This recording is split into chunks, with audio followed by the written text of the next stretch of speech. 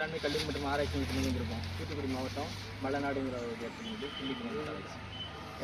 இது என்ன ஃபார்மஸ் கூட தங்கியிருந்து இந்த மாதிரி சொல்லிக் கொடுக்குறதுக்கு அப்புறம் உங்கள்கிட்ட இருந்து நாங்கள் கற்றுக்கிறதுக்கு வந்திருக்கோம். இப்போ நம்ம இன்றைக்கி என்ன பார்க்கணும்னா இதில் இந்த ஃப்ரூட்டை வந்து கவர் பண்ணுறது. ஏன்னா இந்த மாதிரி தான் சிம்டமாக தெரியுது. இது வந்து பல ஈக்கள்னு சொல்லுவாங்க, ஃப்ரூட் ஃப்ளைஸு. அப்புறம் வேறு பூச்சிகள் வந்து சாறு உறிஞ்சும் பூச்சிகள்லாம் இருக்குது. அந்த பழச்சாறு உறிஞ்சும் பூச்சிகள் அப்படிங்கிறது இது ஸ்பெசிஃபிக்கான ஒன்று. பழம் பழுத்து வரும்போது அந்த கரெக்டாகவே குத்தி எடுத்துரும். அதனால் நிறைய ஈல்டு லாஸ் ஆகுது. இப்படி நிறைய ப்ராப்ளம் இருக்குது. அது மாதிரி குருவி புறா அந்த மாதிரி எல்லாமே வந்து கொத்துறக்கூடிய இதுவும் இருக்கும்.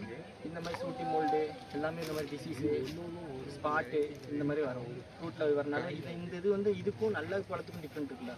அதனால் நம்ம இதை கவர் பண்ணிட்டோம் அப்படின்னா ஓரளவு கண்ட்ரோல் பண்ணலாம் இதெல்லாம். இதனால் நார்மலாக இந்த மாதிரி சின்ன ஃப்ரூட்டை கூட எடுத்துக்கலாம். இந்த மாதிரி 4-5 ஃப்ரூட் சேர்ந்துருந்தாலுமே மொத்தமாக எடுத்து இப்படி கவர் பண்ணி ரப்பர் பேண்ட் போட்டு பண்ணிட்டோம் அப்படின்னா ஓரளவு கொஞ்சம் ப்ரொடக்டடாக பார்த்துக்கலாம். இது நல்லா கொஞ்சம் பெருசாகவும் கொண்டு வந்துக்கலாம், இல்லை ஈல்டும் பெருசாக கொண்டு வரலாம். அதுக்காக தான் அதை பண்ணலாம். இதுதான் அந்த பைகள் போட்டு கவர் பண்ணுறது.